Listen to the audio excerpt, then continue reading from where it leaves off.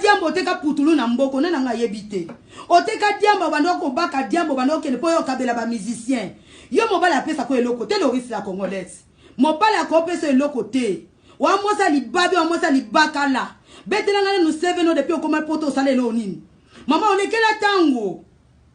wa mama moko olekela tango olekela air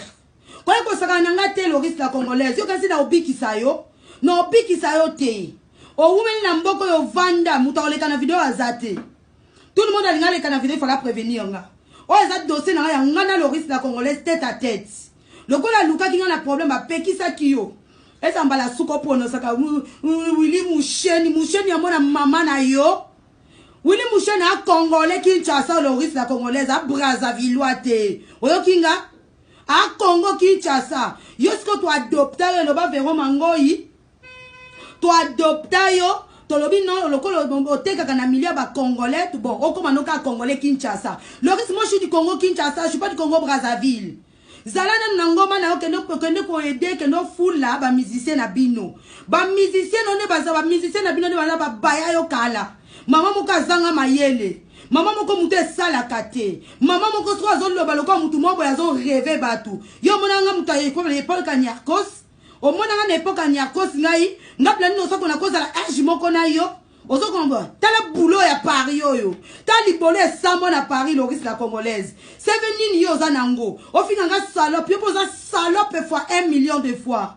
o kinga Loris la congolaise oza salope fois 1 million de fois nangana na teka libolo na Paris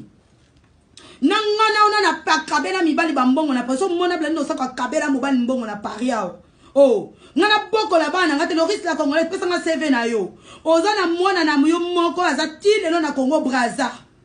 wana mwana no ya mobala na Congo Brazza koma koko koma grand-mère ngabla nino sako na keza la grand-mère lo kwa yo na âge nini un jour na kokoma ka grand-mère mi pesa respect mona ba ma José Kongolo Mibeko bazana ba koko na bango balakisa ka batu vie exemple à suivre mais ayo koyeba no yo yeba neza ko chaka batu da ba merde tala bourrique niveau ya ki bourrique na yo Loris la congolaise tu avais tellement beaucoup d'estime je me suis dit bon oza mutu mo oza mutu malamu to solo la ka bien Loris tu t'es permis de me faire un live t'es folle dans ta tête ça va pas la tête toi ça va pas la tête des connasses comme ton bord les bordels comme toi là tu sais dans la vidéo na esa ki bébé senzongo na esa ki meli alias na esa bango na bi na ko petele Loris yo ko le kangate ngana nyama ne tumba nzoko ne tumba mutete le kote mutu na sete longola nanu photo te ya vie beaucoup là on mutete la to yo kango longola ngo hypocrite mo boye oyo katinga na ko kelo funa na kangama na mutu fa pula ngayo na bete la bino lisolo moi je partais j'avais rendez-vous avec Kelly Katenda na Judith Z Makiadi tozana rendez-vous et pas na il fallait tout n'est pas à Loris